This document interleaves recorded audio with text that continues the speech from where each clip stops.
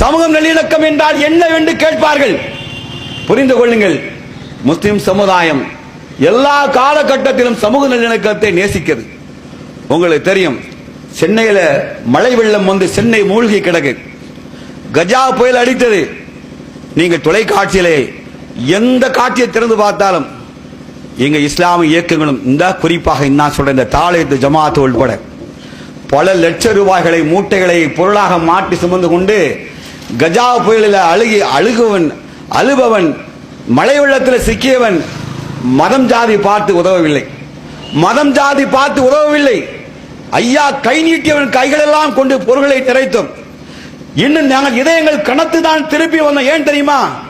இன்னும் நிறைய கொடுக்க முடியவில்லை என்று கனத்த இதயத்தோடு தான் இந்த ஜமாத்துகள் முஸ்லிம் இயக்கங்கள்லாம் அழுது கொண்டுதான் நாங்கள் திரும்பி வந்தோம். இதை ஞாபகத்தில் நீங்க வைத்துக் கொள்ளுங்கள். இந்திய நாட்டில் முஸ்லிம்கள் ஒருபோதும் மத நல்லிணக்கத்துக்கு மாறு செய்ய மாட்டார்கள். இந்த தேசத்திற்கு காவி பயங்கரவாதிகள் துரோகம் செய்வார்கள், முஸ்லிம்கள் துரோகம் செய்ய மாட்டார்கள். இந்திய சுதந்திர போராட்டத்தில் முஸ்லிம்களுக்கு என்று பெரும் வரலாறு உண்டு. ஆக்ராவிலிருந்து டெல்லி வரைக்கும் ஆயிரக்கணக்கான முஸ்லிம் மௌலவிகளை தூக்கில் போட்டார்கள் சுதந்திர போராட்டத்தில் கலந்து கொண்டதற்காக. ஒரு சன்னியாசி, ஒரு RSS காரன் இந்திய சுதந்திர போராட்டத்தில் கலந்து கொண்டு அவன் தூக்கி கைத்தை முட்டமிட்டார் என்று ஒரு வரலாற்றை காட்ட முடியுமா? காட்ட முடியாது.